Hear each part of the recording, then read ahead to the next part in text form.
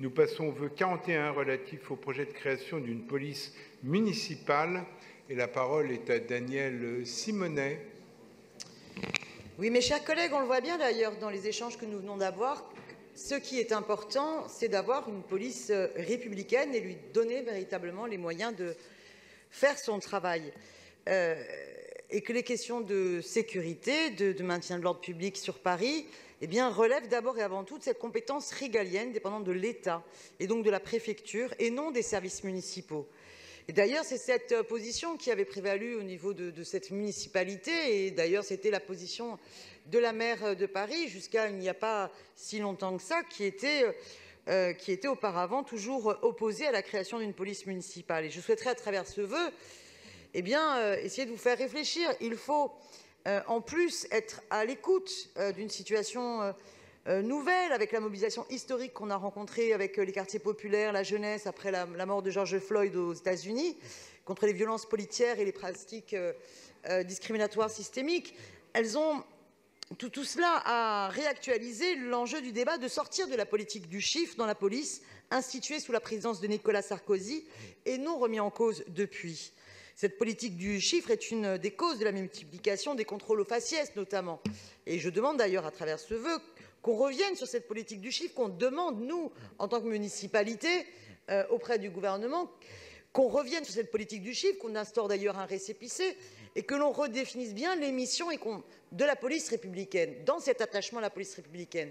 Concernant la ville de Paris, nous avons déjà les brigades d'incivilité d'action concrète de terrain qui sont complémentaires, qui permettent de décharger la police républicaine de certaines de ses tâches pour qu'elle se concentre sur le cœur de ses missions en tant que fonction régalienne de l'État et notamment sur la résolution d'enquêtes.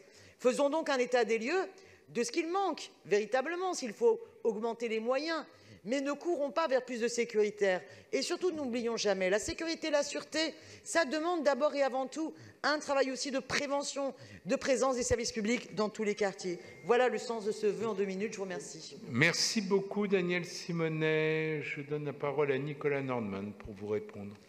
Oui, vu l'heure tardive, je propose de ne pas entamer un trop long débat sur la police municipale. Nous aurons l'occasion d'y revenir, je pense, comme nous l'avons fait, et comme d'ailleurs nous l'avons fait en Conseil de Paris, et comme la dernière campagne municipale a été aussi abordée de manière très large ce sujet-là. Et de ce point de vue-là, nous avons clairement indiqué aux Parisiens que nous souhaitions mettre en place cette police municipale et les Parisiens ne nous ont pas désavoués pour cela. Moi, je partage un certain nombre des propos qui ont été ceux de Danielle Simonet sur la question du maintien que le maintien de l'ordre public doit demeurer une compétence de l'État et de la police nationale. De la même manière, on peut discuter de la politique du chiffre et de ses conséquences qu'elle a sur le travail policier. La nécessité, bien entendu, de garder des moyens importants de la police nationale et des policiers fidélisés sur le terrain avec des moyens renforcés. Mais j'en tire peut-être des conclusions radicalement différentes, puisque je considère que justement la création de cette police municipale, dans la coordination, permettra de renforcer et de mieux coordonner le travail à la fois de la police nationale, mais aussi celui de la police municipale. Il faudra évidemment trouver les moyens de cette coordination pour davantage d'efficacité sur le terrain. Et donc, évidemment, j'émettrai un avis défavorable à votre vœu. Merci beaucoup, Monsieur le maire. J'ai 2 explications de vote. Tout d'abord, Animata Niakate va intervenir pour le groupe GEP. Monsieur le maire, chers collègues, sans surprise, le groupe écologiste continue, lui, de s'opposer à la création d'une police municipale. Ce n'est pas ce dont les Parisiennes et les Parisiens ont besoin pour répondre à leurs besoins de sécurité. La création d'une police municipale risquerait d'accélérer le désengagement de l'État qui doit fournir à la police nationale les moyens dont elle manque cruellement pour accomplir son travail dans de bonnes conditions et notamment en renforçant ses effectifs et sa formation. Je rappelle par ailleurs que les agents de la DPSP ont aussi une mission de sécurité et de prévention. Leurs effectifs doivent également être renforcés pour assurer la sécurité des Parisiennes et des Parisiens. Et nous, écologistes, croyons également que la prévention, l'éducation, la culture, les missions d'insertion sociale sont autant d'outils pertinents pour assurer à terme la protection de toutes et tous. Pour toutes ces raisons, nous soutenons le vœu présenté par Madame Simonet.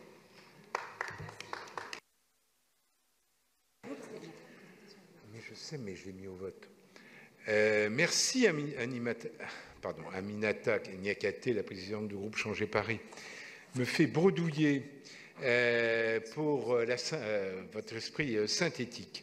Je donne la parole à Béatrice Patry pour le groupe communiste et citoyen. Oui, monsieur le maire, chers collègues, je vais donc fermer le banc, si je comprends bien.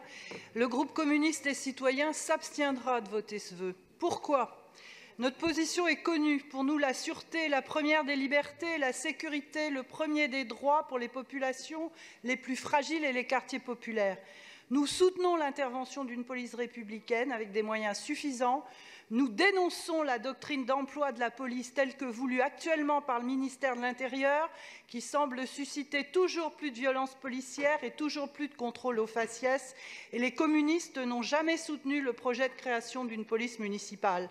Mais nous ne pouvons pas, cependant, voter un vœu aussi déséquilibré, qui ne dit rien de la souffrance et des attentes légitimes de sécurité des populations touchées quotidiennement par les trafics de stupéfiants et autres désordres.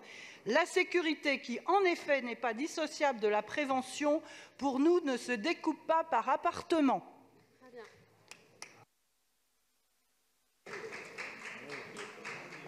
Merci beaucoup Béatrice Patry, merci pour les explications de vote. Donc je mets aux voix le vœu 41 avec un avis défavorable de l'exécutif. Qui est pour? Qui est contre? Il n'est pas adopté. Nous en avons